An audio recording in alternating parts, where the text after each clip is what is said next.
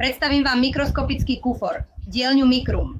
Cieľom tohto workshopu je naučiť sa, že niektoré minerály sa na prvý pohľad zdajú byť amorfne, ale keď sa pozrieme na ne lupou s 10-násobným zväčšením alebo binokulárnym mikroskopom s 20-násobným zväčšením, ich kryštalizácia je dokonale viditeľná. A navyše budeme môcť vidieť aj ďalšie veľmi zaujímavé veci, ako napríklad vložky, ktoré majú sklenené predmety. Poďme si predstaviť jeden presný príklad, ktorý je čtvrtý a obsahuje vložky z ropy nebo jantar s hmyzem. Přijďme sa na nej podívať a proskoumať ho společne. Vezmeme túto modrú zápalku a položíme ju na stôl vedľa červenej knihy tam.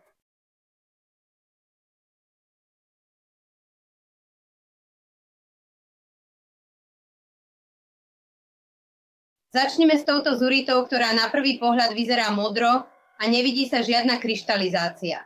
Začneme s lupou, ktorá disponuje 10-násobným zväčšením a je vybavená svetlom.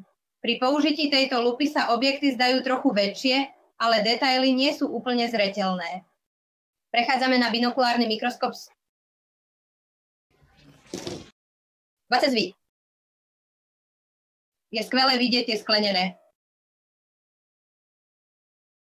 Teraz vezmeme ihličkové kryštály Aragonitu z Pantoja a zmiešame ich s ostatnými zložkami nášho projektu.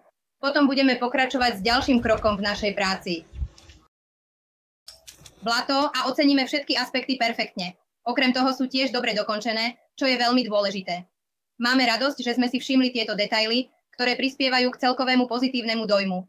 Je skvelé vidieť, že sa na tomto projekte venovala pozornosť každému detailu.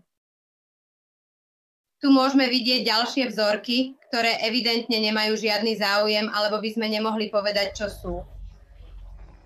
Je ohromujúce vidieť veľké množstvo malých minerálov s rôznymi kryštalizáciami a rôznymi farebnými odtieňmi,